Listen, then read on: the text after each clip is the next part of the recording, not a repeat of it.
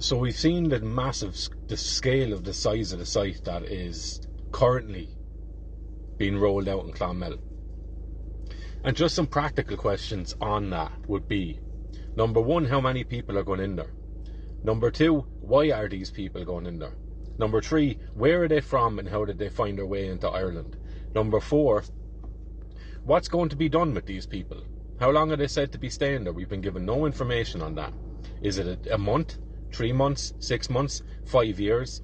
These people are called international protection applicants, which means they don't qualify to be considered refugees, which means they're not coming from countries that are in war, involved in war. Okay? So there's no immediate threat to these people's lives in the country they're coming from. That's why they have to change the name from refugee to international protection.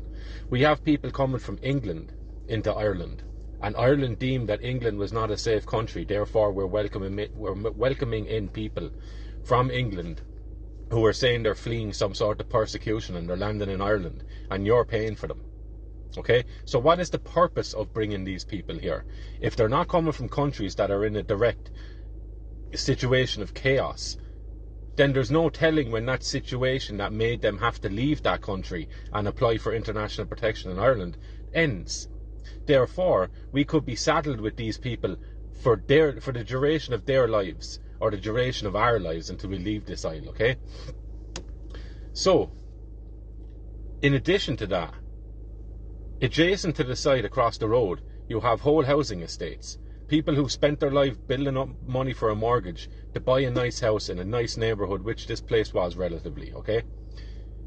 They are now going to be absolutely saddled with that house for the rest of their lives. They will not be able to sell because the valuation of their home is going to fall through the floor. It has already happened. So you're going to work all your life to spend money on this house that's not even worth the amount that you are saddled with the loan for. Okay, so you might have paid 350, 400 grand for that house. It's probably going to be worth about half of that now, which means even if you wanted to get away from the situation that's across the road, you now can't, because you're out of pocket now. You won't be able to sell that house for any reasonable money that would allow you to just move smoothly into another home. That's not going to happen. So regardless of what happens across that road, whether it's good, bad or indifferent, the people that are living across from it, they are now stuck in that situation. They are stuck. And are they coming out voicing their opinion about it? Not really. Some of them are, but a lot aren't, because they probably don't see the consequences of it yet. Okay? So, what's going to happen across that road?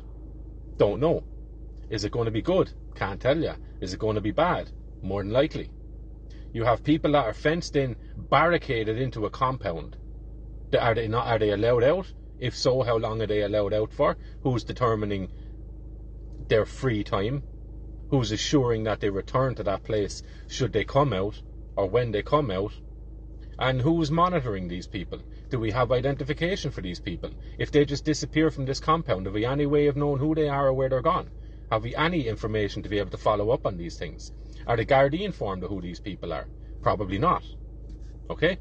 So this is people throwing dry timber, dry hay in a field, just continuously throwing it there, and then you've people around us just breaking glass bottles. Will the glass catch the sun and aim it towards the dry tinder? More than likely. More than likely. So that's what you're dealing with up there. And people, whatever, not my problem. Someone else fix it. Someone else do it. And to those people, I'd ask one question. What would be enough for you to get up and say, I don't want this. This needs to stop? Is it down to your pay packet? Is it down to the value of your loss being destroyed? Or is it going to be down to the loss of one of your children's freedom? Or life, even? These are questions that just naturally should be coming across your mind every day. Because this is the predicament you're stuck in now. And you have this government to thank for it.